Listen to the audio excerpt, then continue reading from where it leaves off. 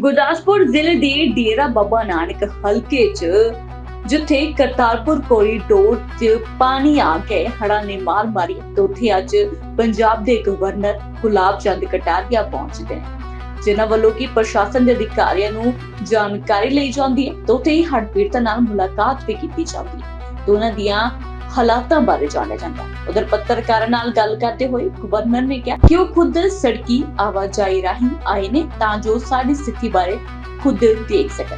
ਜੋ ਉਹਨਾਂ ਦੇਖਿਆ ਹੈ ਉਸ ਤੋਂ ਸਾਫ਼ ਹੈ ਕਿ ਸਭ ਤੋਂ ਵੱਧ ਪ੍ਰਭਾਵਿਤ ਜ਼ਿਲ੍ਹੇ ਗੁਰਦਾਸਪੁਰ ਅਤੇ ਅੰਮ੍ਰਿਤਸਰ ਦੇ ਨੇ, ਜਿੱਥੇ ਕਿ ਕਿਸਾਨਾਂ ਦੇ ਜ਼ਮੀਨਾਂ ਦਾ फसलों ਦਾ ਵੱਡਾ नुकसान होया है। पहले मैं भी आया हूँ, मुख्यमंत्री जी भी आए हैं, बाकी सब मंत्री हैं, जितने भी जनप्रतिनिधि एमएलए हैं वो भी सब फील्ड में हैं।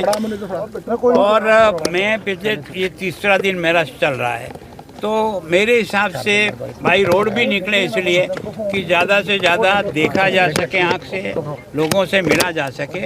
जो मैंने जो कुछ भी अभी तक देखा है, मैं ये चौथे ज़िले में एंटर कर रहा हूँ। मेरे हिसाब से ये जो गुरदासपुर और अमृतसर यही सबसे ज़्यादा इस पानी की मार से एकदम इफ़ेक्ट हुआ।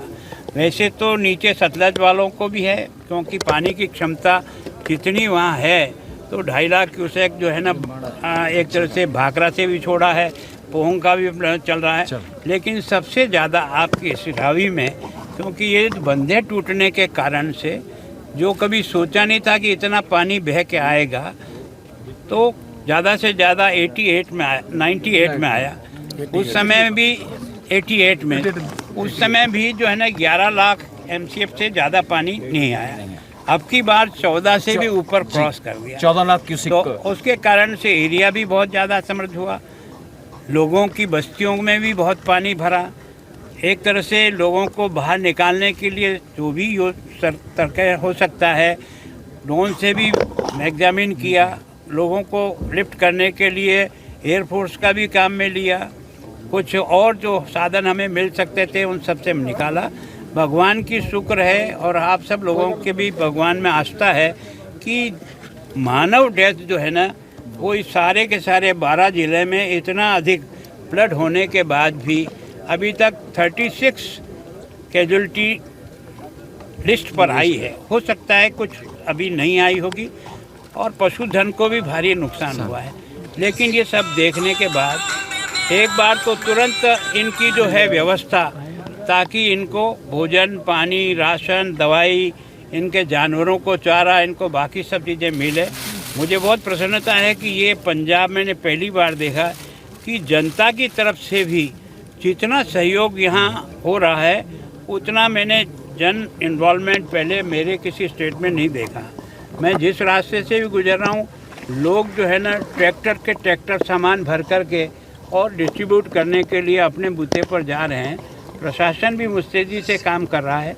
नुकसान का जो हिसाब किताब है वो तो पानी उतरने के बाद ही सही उसका आकलन होगा, और उस आकलन के लिए मैंने गृह मंत्री जी से स्वयं से बात की है जी, प्रधानमंत्री जी ने स्वयं मुख्यमंत्री से बात की है, अभी शिवराज सिंह जी की मेरी बात हुई है, वो भी कल आकर के इधर का सारा देख के जाएंगे। और किसान को जो फसल का नुकसान हुआ, मकान का नुकसान हुआ, जानवर का नुकसान हुआ, और भी जो है उसमें ज़्यादा से ज़्यादा कैसे केंद्र की सरकार हमारी मदद करे, ये यहाँ से रिपोर्ट जाने के बाद उनकी टीम भी यहाँ आएगी, सर्वे करेगी, और वो सब मिला कर के अधिक से अधिक जो कुछ दिया जा सकता है वो निश्चित रूप से देंगे। क्योंकि ये केवल और केवल उनकी मांग नहीं है, हमारा दायित्व भी है कि संकट के समय में ऐसे परिवारों को कैसे बाहर निकालें, ये सरकार की प्रायोरिटी रहती है। जहाँ तक मेरा अनुभव है, सरकार के पास ऐसी संकट के समय पैसे की कोई कमी नहीं रहती। कई राज्य जो है ना, वो पंजाब को आर्थिक सहायता भी बिना मांगे ही राज्य सरकार भेज रही है, ताकि सब राज्य भी मिलकर के इसमें हमारे सहयोगी बन रहे हैं।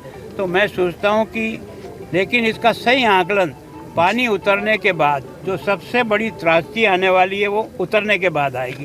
कारण क्या है, कई मकान जो डैमेज होंगे और जो गिरेंगे, वो बारिश के बाद धूप के आते ही कई मकान निश्चित रूप से, विद्यालय हो सकते हैं, अस्पताल हो सकती है, आंगनवाड़ी हो सकती है। मेरी प्रशासन से निवेदन है कि एक बार सब बिल्डिंगों का इंजीनियर के द्वारा वेरिफिकेशन के बाद ही बच्चों को और इन सरकारी जो बिल्डिंगें हैं उनमें प्रवेश उसके बाद ही दें। जैसे पंजाब सरकार ने 7 तारीख तक छुट्टियां डिक्लेयर कर दी, हम भी चाहते हैं कि पहला वेरीफाई हो जाए, उसके बाद बिल्डिंग में प्रवेश करे तो नुकसान जनहानि नहीं हो। पंजाब में 10 दिन हो गए अभी तक कोई राहत पैकेज की बात नहीं हुई और कोई सार लेने सेंटर से नहीं आया। ऐसा कभी नहीं। एक सेकंड ठहरो यार, मैं भी 40 साल राजनीति में रहा हूँ। हर सरकार के पास आपदा राहत कोष का जो सालाना बजट होता है वो राज्य सरकार के खाते में, चाहे आपदा आए चाहे नहीं आए, उनके खाते में डाल दी जाती है। एक बार तुरंत मदद करना उस पैसे में से राज्य सरकार का दायित्व है। उसके बाद का नुकसान का कैलकुलेशन करने के बाद केंद्र सरकार केवल और केवल पंजाब को ही नहीं, देश के हर राज्य को अधिक से अधिक जितनी मदद हो सकती है उतनी मदद करती है। ये मन में कोई शंका नहीं रखनी चाहिए कि पंजाब क्योंकि दूसरी सरकार है और वहाँ कोई, सरकारें भले ही बदल जाती है पर इंसान नहीं बदलता। पर सीएम तो कह रहे भी पंजाब को शेष पैकेज जो हमारा बकाया दर को ऐसा है कि मैं भी कह दूं कि 10 लाख करोड़ रुपए चाहिए, पर एनालिसिस करने के बाद जो वाजिब बनेगा देंगे। मांगना हमारा अधिकार है। आपसे भी अगर हम कभी पूछेंगे तो 1 से 4 बताओगे, नहीं बताओगे। राम धर्म से बात बोलना है, सच बात। सर ऐसा हो सकता है कि जो परमानेंट हल किया जाए, जो बार बार जो टूटता है बांध, अगर इसका परमानेंट हल होगा तो किसी को ये जो पैकेज देने की जरूरत ही नहीं पड़ेगी। देखो, सामान्यतः आप भी 70 साल से देश में रह रहे हो, मैं भी रह रहा हूँ।